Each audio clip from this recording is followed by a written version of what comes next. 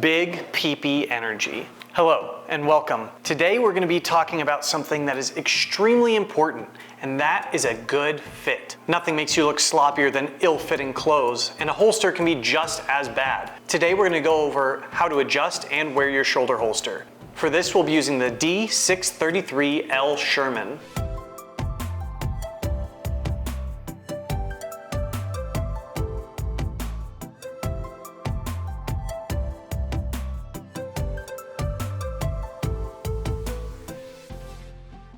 Before we get into adjusting the shoulder holster, first we need to know which one to choose.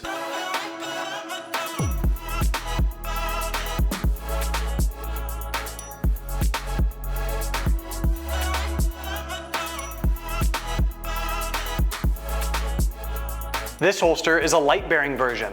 If you don't carry with a light, obviously this isn't right for you. Another consideration is what else you plan to carry on you. If you want to carry spare magazines, make sure you get one that has the counterbalance. This one holds 2. Now you don't have to put magazines in there. Sometimes I will put a small tourniquet in one of the pouches. But overall, shoulder holsters are less of a one-size-fits-all. This is something that is going to be specifically tailored to fit you and your exact situation. The D633 L is all leather. Falco does also offer Kydex versions. Some are hybrid, and some are fully Kydex. But either way, there's some choice there.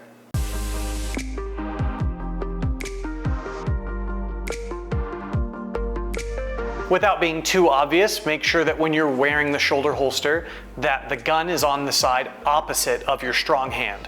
So when I go to draw, I'd be using my dominant hand, my right hand, and coming to my left side. One thing that shoulder holsters rely on, aside from bulgy, ripply muscles in your back, is a sturdy gun belt.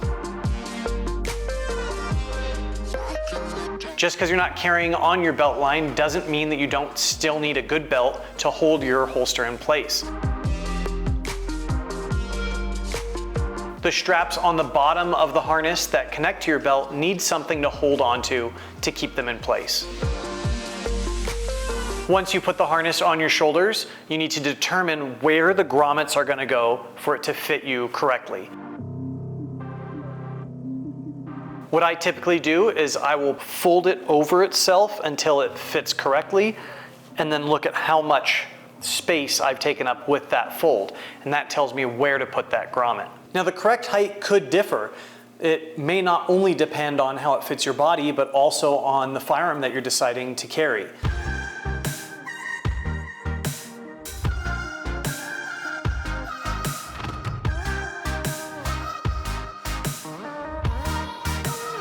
Our good friend Luke used his with a Beretta M9A3, and for that he needed more room to draw the gun. So it had to sit lower on his body. Whereas with my Hellcat Pro,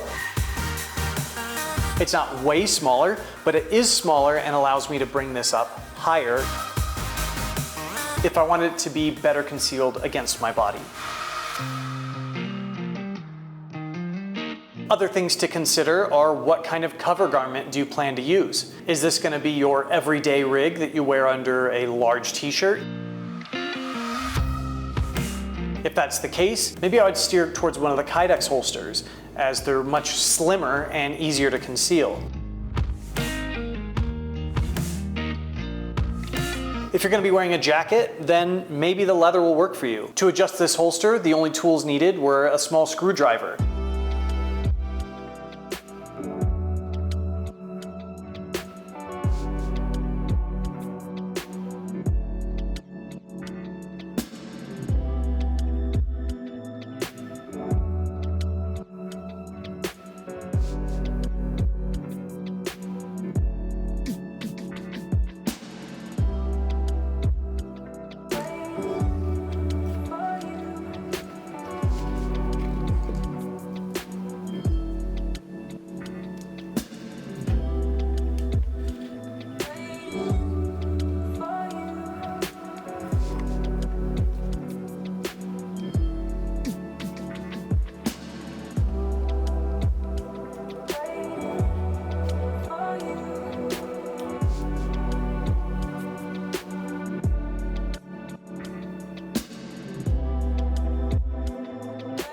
For the bottom straps, on the holster side of the D633, you have multiple options of where you can snap that closed.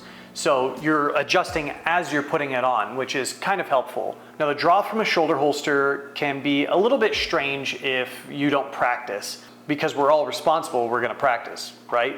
Right?